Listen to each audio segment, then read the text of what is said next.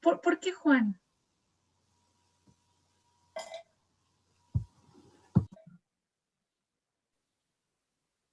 ¿Por qué crees, Pedro? Maestra, ¿puedo opinar? Claro que puedes opinar, Alejandro. Bueno, creo que a lo mejor el gobierno, bueno, en este caso, solo tiende a cobrarle nada más el impuesto a una persona tercera, ¿no? No sé si me explique. O sea,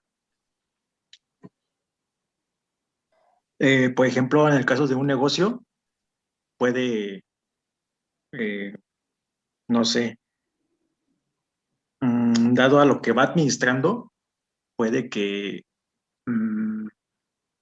a ver, déjalo planteo bien. Sí, depende de sus utilidades, ¿no? Sí.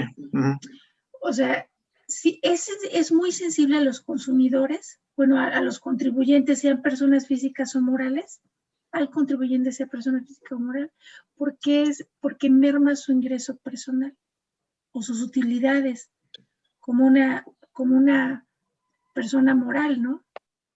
Es muy sensible a los contribuyentes porque merma el ingreso personal o las utilidades del mismo, ¿no? ¿Sí? Y luego va otra desventaja. Fíjense bien. Esta desventaja dice que son poco elásticos y por lo tanto aumentan muy poco en épocas de prosperidad. Por lo mismo que habíamos platicado, ¿no? Porque es un impuesto que se recauda de manera permanente, de manera recurrente. Y en crisis, pues no importa si no hay consumo. Importa de alguna manera, ¿por qué? Porque, por ejemplo, en la crisis del año pasado, con el recorte presupuestal, hubo muchos despidos en la administración pública, en oficinas gubernamentales. Entonces, obviamente se deja de retener y de percibir impuestos al ISR, pero, por ejemplo, para el consumo, pues el ISR sigue siendo un impuesto permanente y estable para la hacienda pública, ¿no? Otra desventaja. Se prestan más a la arbitrariedad por parte de los agentes fiscales. ¿Por qué? ¿Por la elusión de impuestos? ¿Mande? ¿Por la elusión de impuestos? No, fíjate muy bien. Bueno, los que eluden el impuesto, los que dejan de pagarlo, Eduardo, son los que gravitan en la economía informal. Pero los que no, los que somos empleados del gobierno federal, los federales, fíjate bien, aquí aplica esto. Se dice, que se presta más a la arbitrariedad por parte de los agentes fiscales, porque nos los cobran y nos los retienen aunque nosotros no queramos. Y eso. Maestra. Mande, Saúl. ¿Podría repetir la última desventaja que dijo, por favor? Sí, claro que sí. Se presta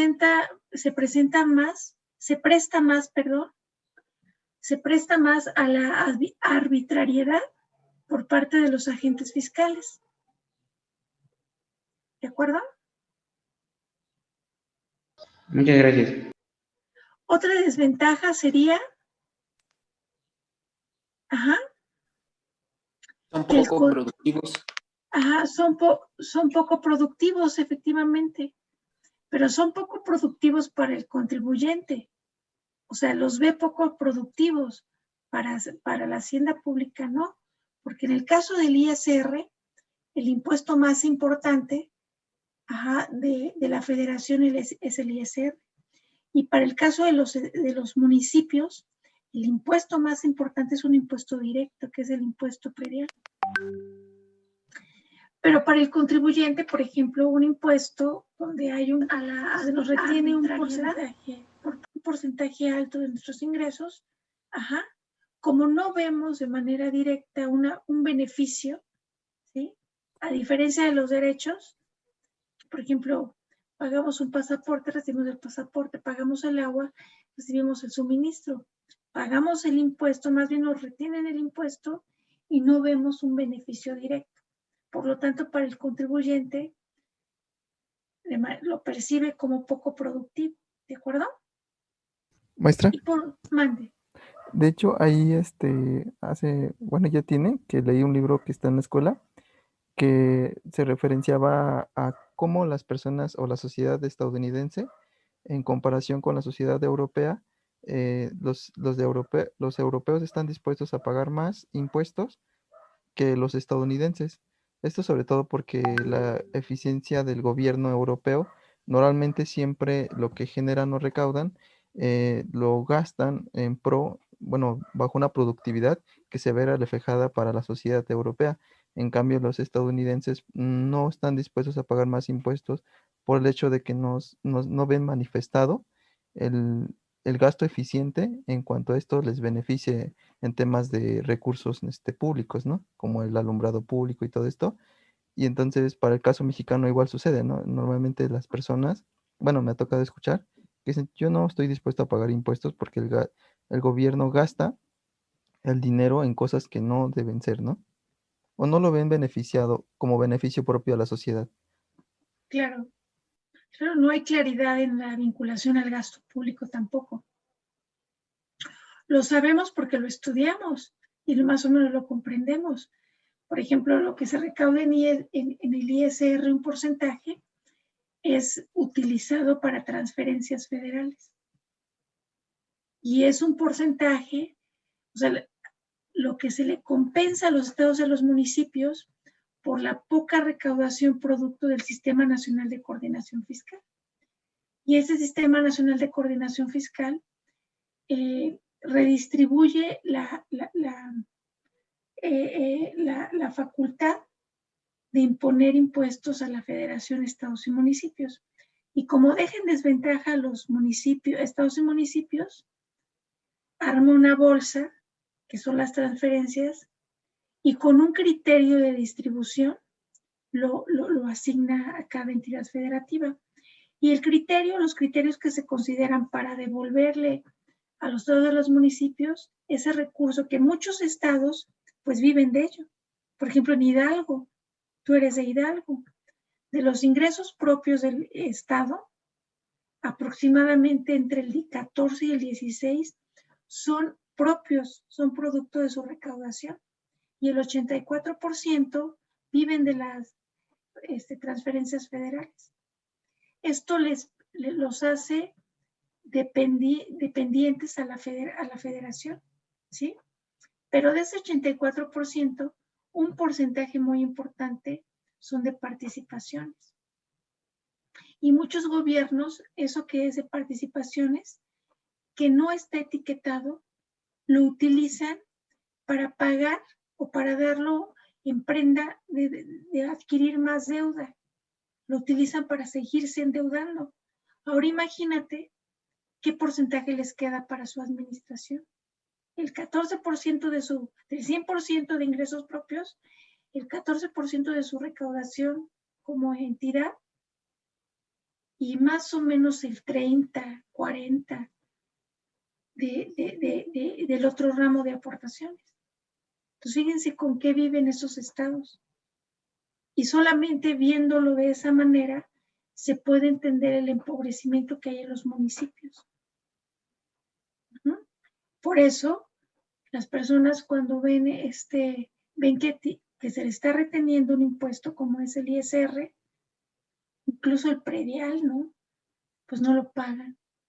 Porque no ven servicios, como tú lo dices. No lo ven. ¿Cuántos municipios, incluso uno que vive en delegaciones de alcaldías aquí en la Ciudad de México, el alumbrado público muchas veces ni funciona? Los baches están ahí presentes. No hay seguridad pública. ¿De acuerdo? Entonces, para el contribuyente son muy poco productivos. Y una desventaja también para la hacienda pública es que estos impuestos dejan de gravar a un gran sector social, que son los que operan en la informalidad. ¿De acuerdo, jóvenes?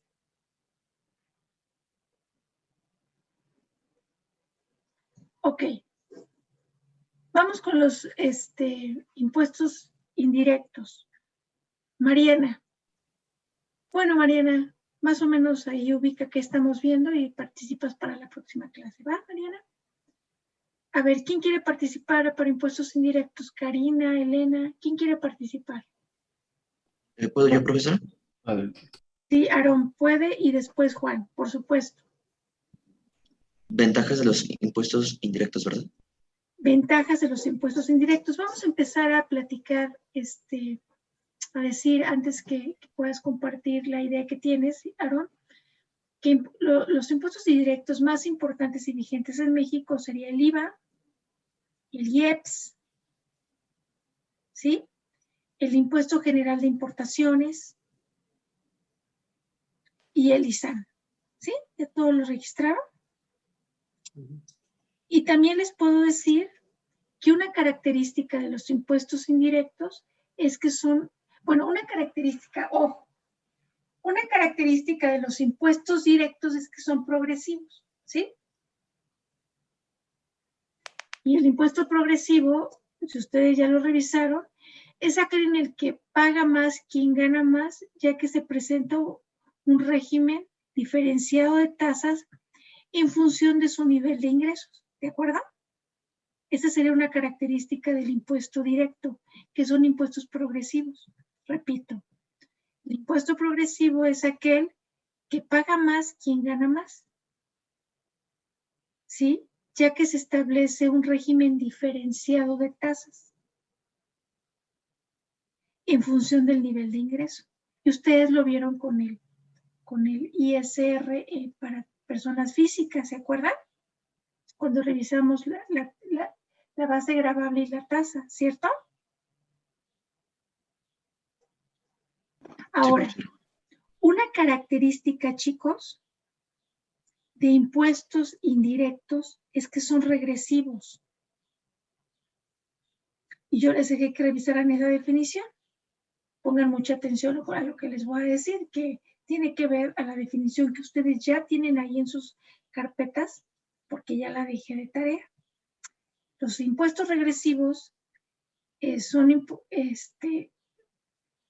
los impuestos regresivos, en este tipo de impuestos se ejerce su efecto en la población en general, ¿sí?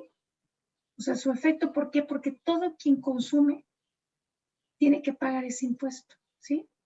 Aunque tiene mayor efecto en el ingreso del segmento de la población con menos ingresos, ¿sí? Porque la tasa es general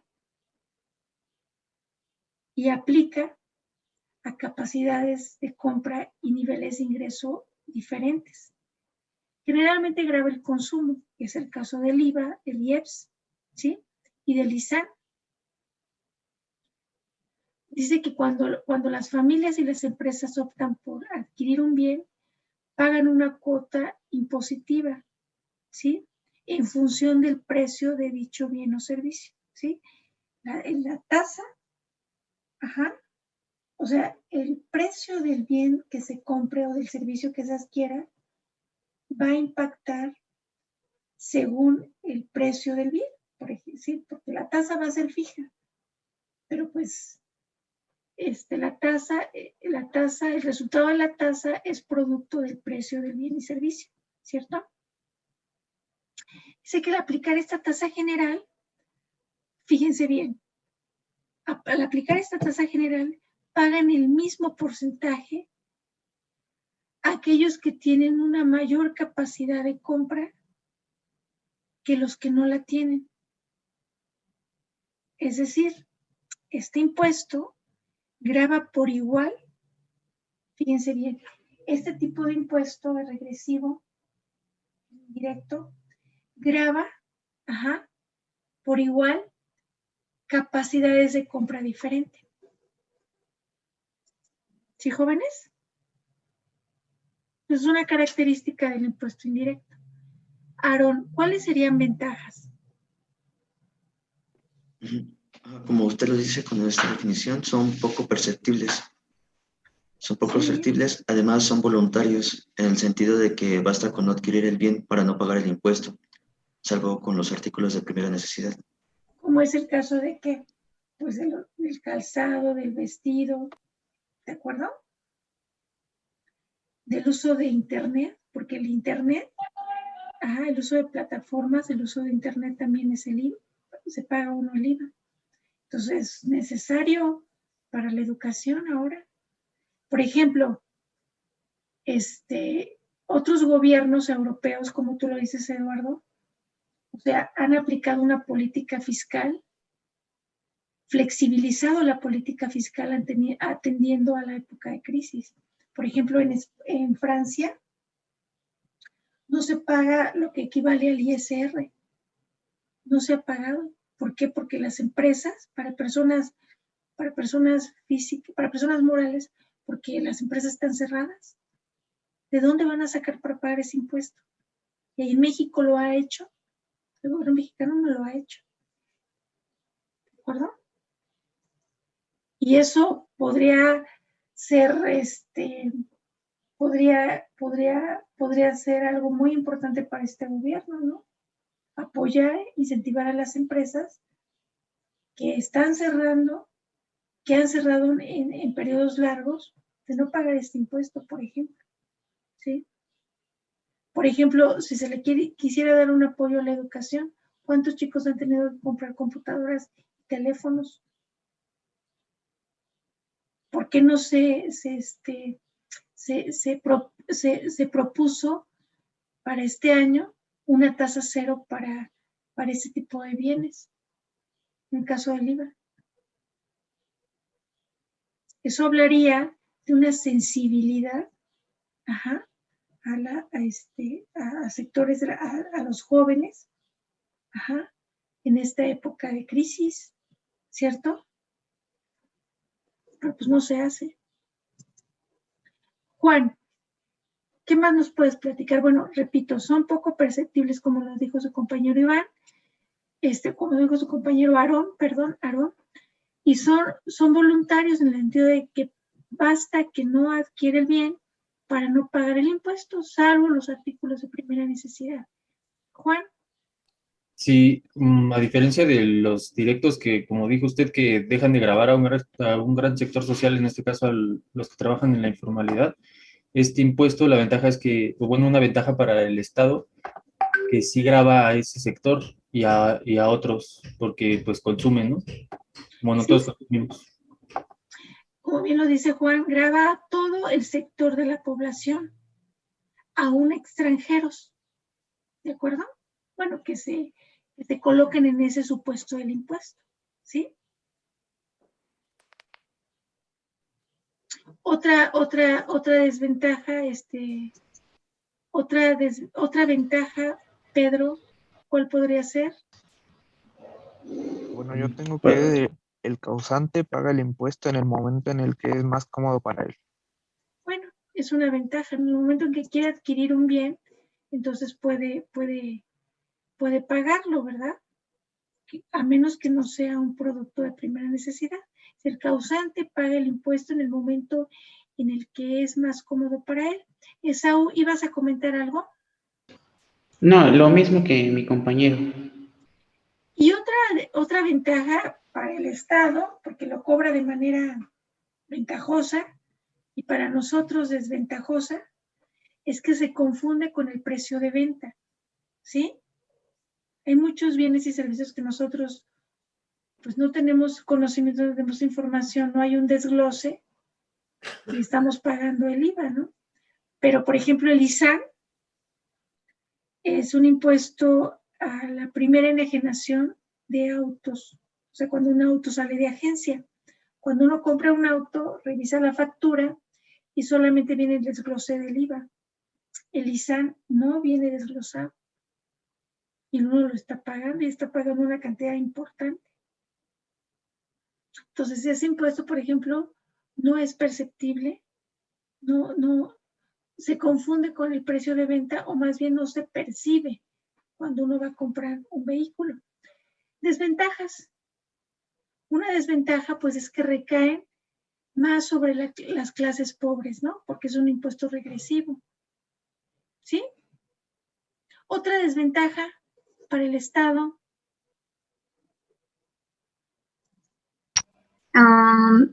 Yo tengo que los gastos de recaudación no son muy elevados. Muy bien. Los gastos de recaudación son muy elevados. Sí, estos son muy elevados, Francia. Porque hay una triangulación. ¿Se acuerdan cuando vimos el sujeto activo del IVA y del IEPS?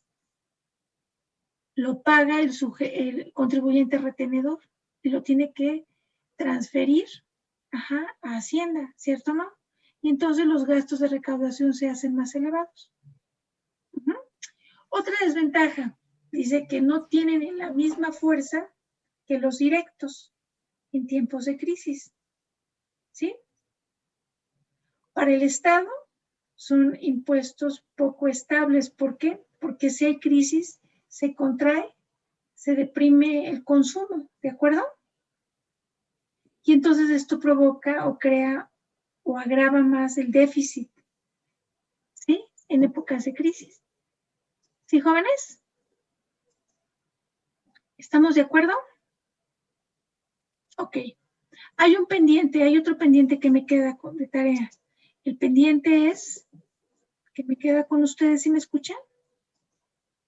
Me queda el pendiente de la tenencia y el pendiente de la deuda. Eso lo vamos a ver el viernes. O voy a pasar con otra cosa. Y para eso me va a ayudar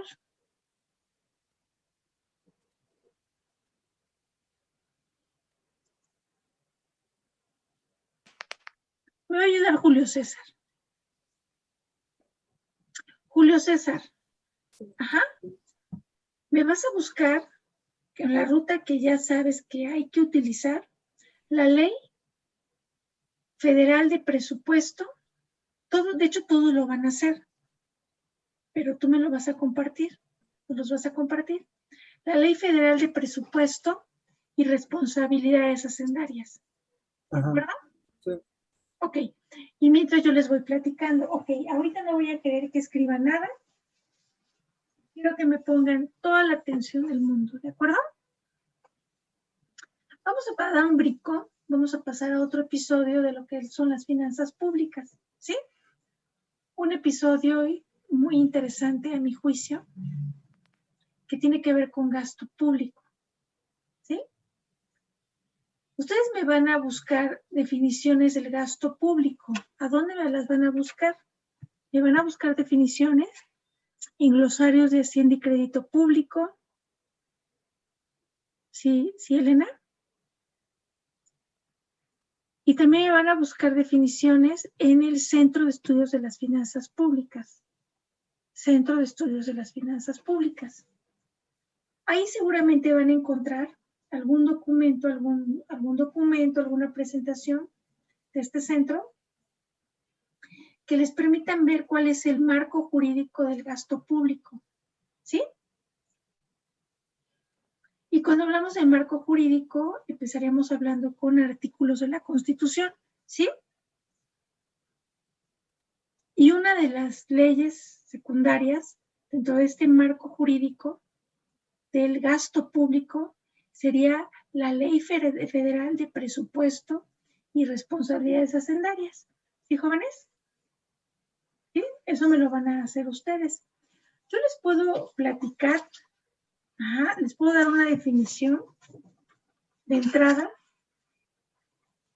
de lo que sería, chicos, el gasto público. ¿Cómo definimos al gasto público? Bueno, les platico. Al gasto público podemos definirlo, pongan mucha atención. Ustedes van a corroborar lo que yo les estoy platicando. ¿Sí? Como no les he dejado la tarea, no les puedo preguntar de esta parte, pero sí les puedo platicar e introducirlos al tema. El gasto público puede definirse como el conjunto de erogaciones, ¿sí?, de gastos que realiza el gobierno federal, ¿sí?, que realiza el gobierno estatal, que realizan los gobiernos municipales,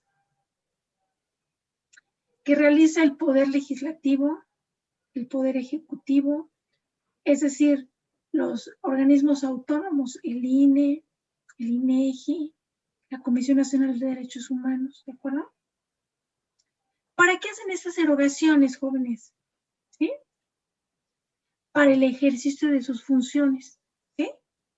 Eso sería el gasto público, de manera general. Ahora, el gasto público, jóvenes, la primera clasificación que podemos ver o entender es que el gasto público se clasifica en gasto programable y gasto no programable. ¿Sale? Hay una diferencia muy importante en lo que sería el gasto programable y el no programable.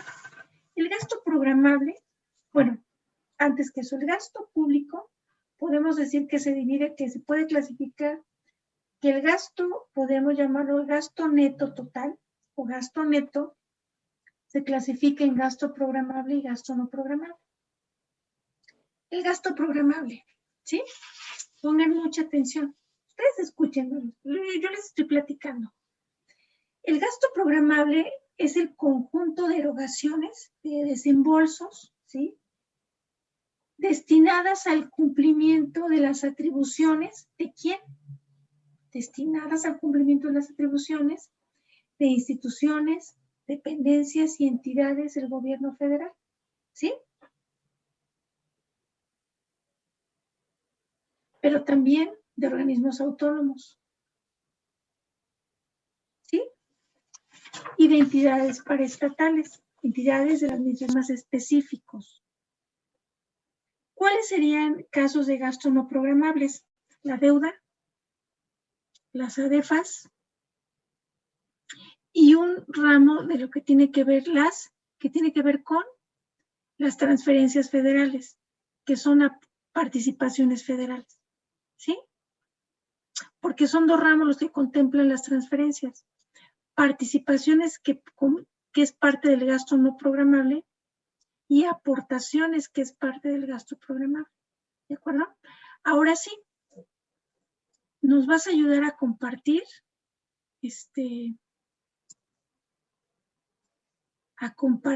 Julio César. Sí, maestra, ya está. Ok. La Ley Federal de Presupuestos y Responsabilidades Hacendarias. Muy bien. ¿Sí? Ok. Me van a revisar, jóvenes, el artículo 28 de esta ley. Todos. ¿Sí? Fíjense muy bien. ¿Cómo podemos clasificar, además de gasto programable y no programable, cómo podemos clasificar el gasto público además de programable y no programable? Pues aquí el artículo 28 no los dice. ¿Cómo lo podemos hacer? Permítanme. Esteban.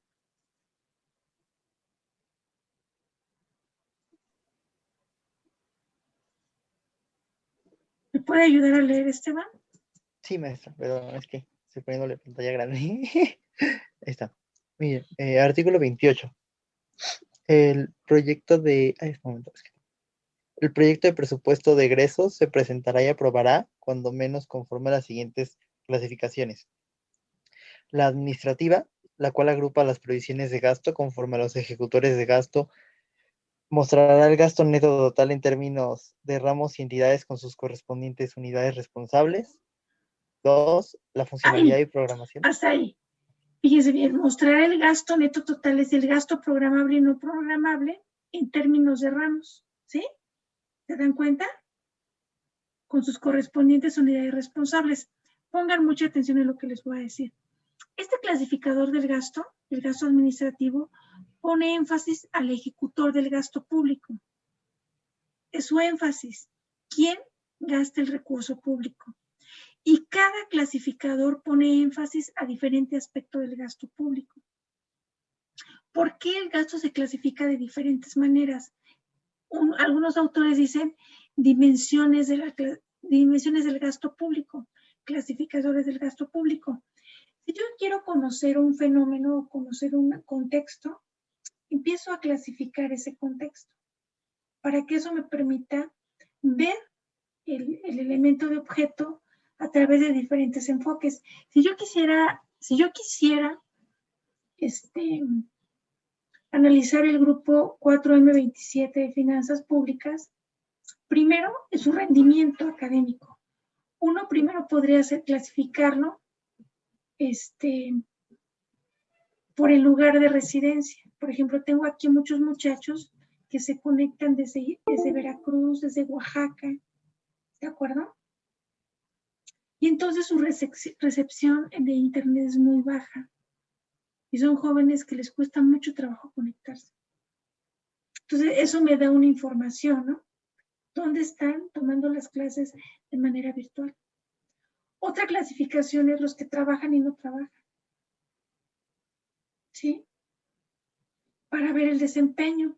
Yo puedo decir que los chicos que trabajan, muchas veces, la mayoría de veces, tienen mejores desempeños que los jóvenes que no trabajan. Y lo he visto en muchos casos. Y aunque estén desvelados, desmañanados, están aquí tomando la clase. ¿Sí? Porque les está costando su educación y le están valorando, ¿no? Otra forma de clasificar este grupo es por la especialidad que están tomando, ¿sí? Hay chicos que por la especialidad tienen más interés en la materia, porque son afines la información que están recibiendo con la información que están teniendo o de su especialidad, y etcétera. Así me puedo ir clasificando, y entre más clasificaciones tengo un análisis más amplio, veo elementos que no podría ver si no clasificara este grupo, ¿sí? Entonces el gasto es lo mismo. Cada clasificador enfatiza aspectos particulares del gasto público. ¿Puedes continuar leyendo la siguiente clasificación, Esteban? Sí, es 2, la funcionalidad y programática, la cual agrupa... perdón, programática. La cual Funcional agrupa... y programática. La funcional y programática, perdón, es que no tengo anteojos y no veo muy bien. Okay. La cual agrupa las previsiones de gasto con base en las actividades que por disposición legal le corresponden a los ejecutores de gasto y de acuerdo con los resultados que se proponen alcanzar en términos de funciones, programas, proyectos, actividades, indicadores, objetivos y metas. Permitirá conocer y evaluar la productividad y los resultados del gasto público en cada una de las etapas del proceso presupuestario. Asimismo, se incluirá en el proceso del presupuesto de egresos una clasificación que presente los distintos programas con su respectiva asignación, que conformará el resto programático, así como el gasto que se considerará gasto no programático, los cuales sumarán el gasto neto total. Ok, está implícito, Luis Antonio Montoya, en la clasificación administrativa está implícito el gasto programable y no programable, pero también aquí está implícito el gasto no programable y no programable. Lo deja ver en la misma clasificación. ¿Podría seguir leyendo en el clasificador económico, Luis Antonio, por favor? Sí, claro que sí. Número 3. La económica, la cual agrupa las previsiones de gasto en función de su naturaleza económica y objeto, en erogaciones corrientes, inversión física, inversión financiera, otras erogaciones de capital, subsidios, transferencias, ayudas, participaciones y aportaciones federales. Muy bien. Laura, la geográfica. Número 4. La geográfica, que agrupa las prevenciones de gasto con base en su destino geográfico, en términos de entidades federativas y en su caso municipios y regiones. Y Viridiana, la de género, ¿cuál sería? Maestra, me dice mi compañera Viri que ya tiene ahorita problemas con su micrófono. Muy bien. Esaú, la de género, ¿cuál sería? Muchas gracias, Esaú. Sí, de nada. Número 5, quinto, la de género, la cual agrupa las previsiones de gasto con base en su destino por género, diferenciando entre mujeres y hombres. Ustedes de tarea me van a revisar, además de lo que ya les he pedido, que ustedes me analicen para cada clasificación a qué pone énfasis, ¿de acuerdo? Y lo van a hacer de esta manera. Muchas gracias, Julio César. Puedes dejar de compartir. Fíjense muy bien, pongan mucha atención. El clasificador administrativo pone énfasis al ejecutor del gasto público, Es decir, es lo que van a hacer de tarea, lo que le estoy diciendo para cada clasificación. Ojo, repito, el clasificador administrativo pone énfasis al ejecutor del gasto público. Es decir, se pregunta el siguiente cuestionamiento, dice, ¿quién gasta el recurso público? ¿Quién lo ejerce? Y les voy a compartir quién lo ejerce. Permítanme. Presentación. Un momento, es que cerré por equivocación el documento. A ver, me va a ayudar. Yo les dejé, a ver, quiero ver, ustedes lo van a hacer. Les puse un esquema, que el ejemplo que les daba del tamaño del sector público. Dice distribución del gasto según su clasificación administrativa. Y vienen los diferentes tipos de ramo. ¿Quién lo tiene? Es más, hay algunos alumnos en sus carpetas que lo tienen hasta pasado en... transcribieron esa nota, esa diapositiva. ¿Quién la tiene? Sí se acuerdan, ¿verdad? Sí, maestra. Es la de ramos de la administración pública A ver, centralizada. compártala, Eduardo. ¿Quién le quiere compartir?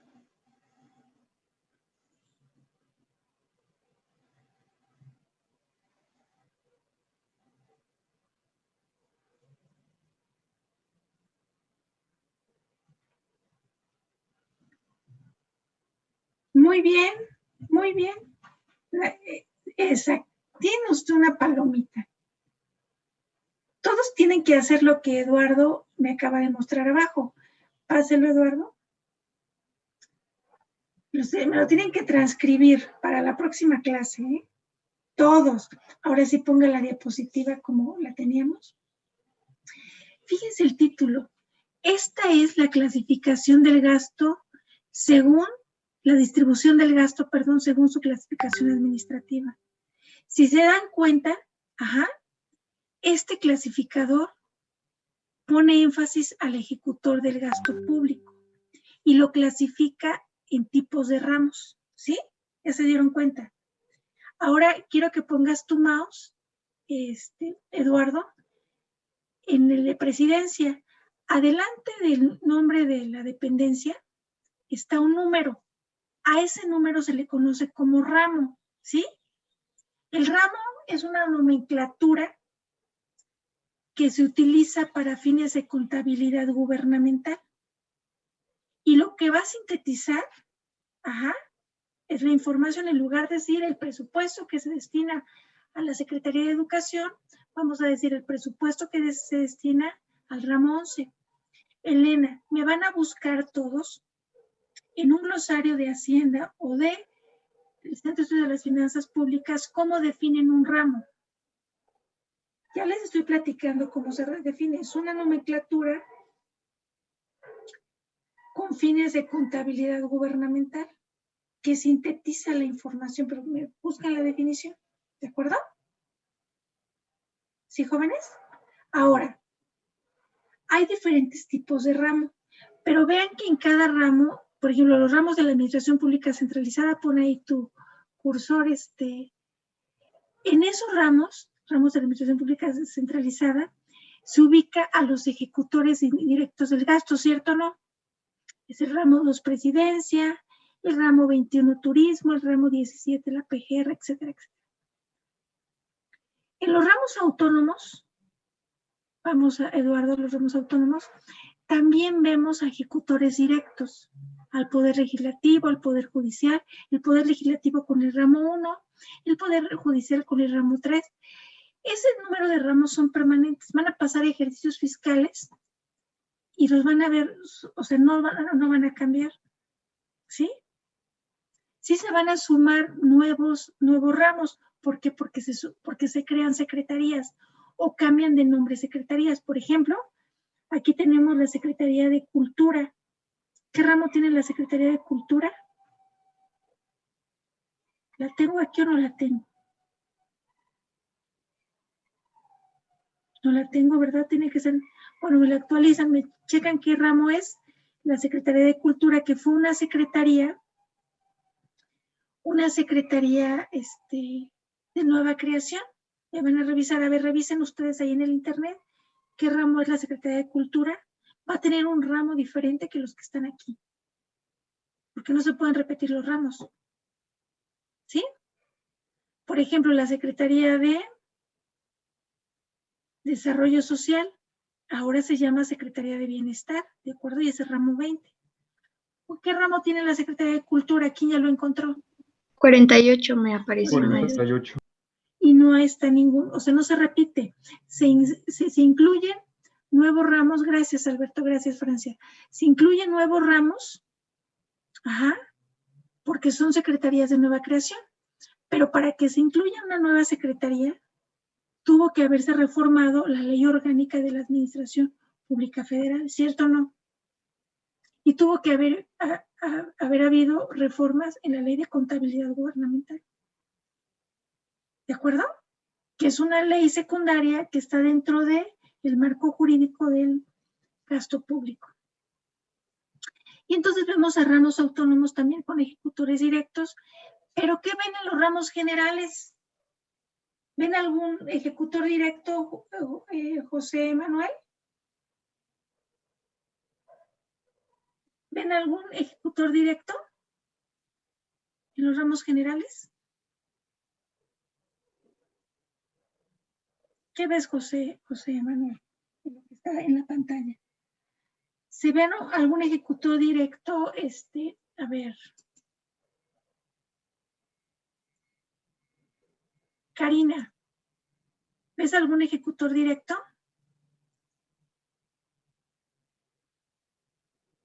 Karina Franco.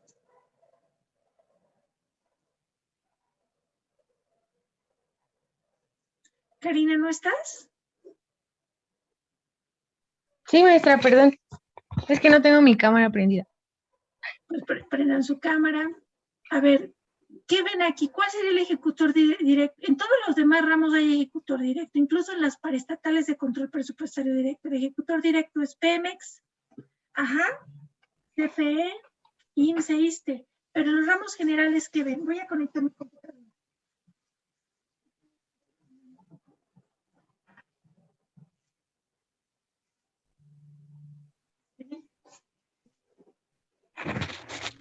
A ver, ¿qué ven?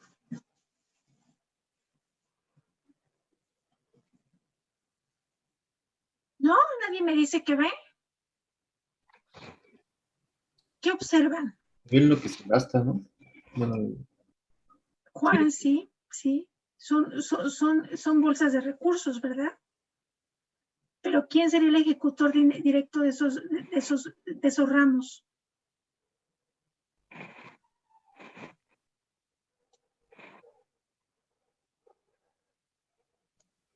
Hacienda.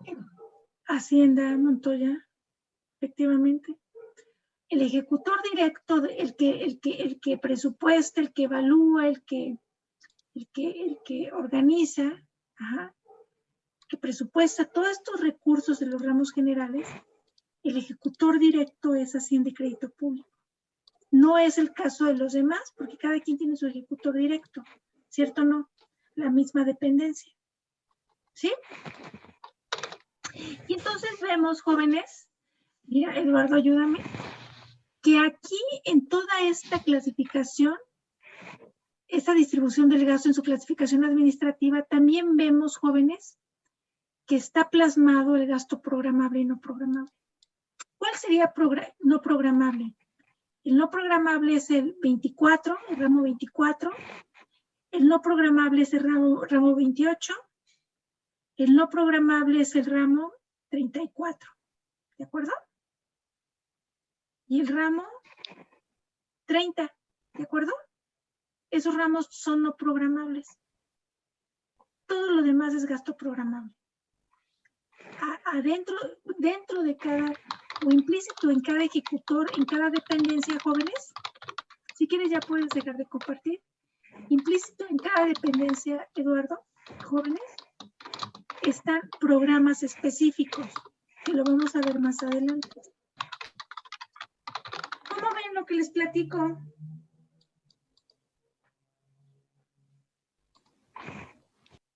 Interesante, maestra. Vamos a revisar, al final de ver esto, vamos a revisar el decreto, vamos a revisar los 8 tomos del presupuesto, pero va a ser muy sencillo si ustedes manejan las definiciones de clasificación y ponen mucha atención cómo se desglosa cada clasificador y qué énfasis se le pone a cada clasificador del gasto público. ¿Cómo ven, chicos? ¿Bien o mal? Bien, maestra. Bien, maestra. Ok. Bueno, ya saben entonces cuál es la tarea, ¿sí? ¿Dudas, reclamos? ¿Hasta ahorita no hay ningún reclamo? No, maestra. Conste. ¿Qué reclaman de la maestra? Que soy regañona, que les dejo tarea, que luego les dejo tarea y no la reviso, pero la voy revisando poco a poco, ¿eh? ¿Qué reclamo de mis estudiantes? Que pongan mucha atención, esta parte es bien interesante, la del gasto público. Y lo vamos a ver, vamos a ocupar este tercer parcial en ver esta parte, ¿sí? Que lo vean como un capítulo de un libro muy interesante, que les va a ayudar mucho. El presupuesto, el entender el presupuesto le sirve al economista, le sirve al médico, le sirve al ingeniero, ¿sí? Le sirve a muchas disciplinas porque todos en la esfera pública viven de un presupuesto. Y entender cómo se asigna ese presupuesto les da elementos para la toma de decisiones. En la esfera donde estén, jóvenes, es bien importante cómo se distribuye cómo leerlo, cómo buscar información del presupuesto. En el decreto, en los tomos que están publicados. Pero para poder entender ello, hay que entender las definiciones, ¿sí? Para tener un buen ejercicio gubernamental, jóvenes, en el sector público, un buen ejercicio como servidores públicos, yo como servidora pública, ustedes como servidores públicos en un futuro, tienen que conocer el marco normativo que los limita en funciones, que los acota su potestad. Una persona que trabaja en Hacienda, que trabaja en el SAT, que trabaja en una escuela y no conoce su normatividad, pues está, como diría mi abuelita, ¿cómo dice? Dando palos de ciego, ¿no? O sea, caminando, no sabe dónde pisa y incurre en faltas administrativas. Y puede ser sujeto a que lo cesen de la función pública, de ejercer un cargo, un trabajo en la función pública. Y muchas veces eso se da por el desconocimiento de lo jurídico, de la norma. Por eso, cuando ustedes entren a trabajar a un lugar, tienen que conocer los reglamentos. Y cuando ustedes ocupen un cargo público, no pueden tomar decisiones arbitrarias. Deben de saber qué está permitido por la ley en cada esfera, cada instancia, y qué no está permitido, ¿sí? Porque además, como en muchos casos la legislación es tan ambigua, también puede ser interpretada y puede ser adicionada o interpretada a favor de beneficiar a otros tantos. Eso también puede ser que beneficien a mucha gente en un espacio público, ustedes mismos, pero con conocimiento de la ley. Y sabiendo quién es el órgano que se encargaría de reformar esos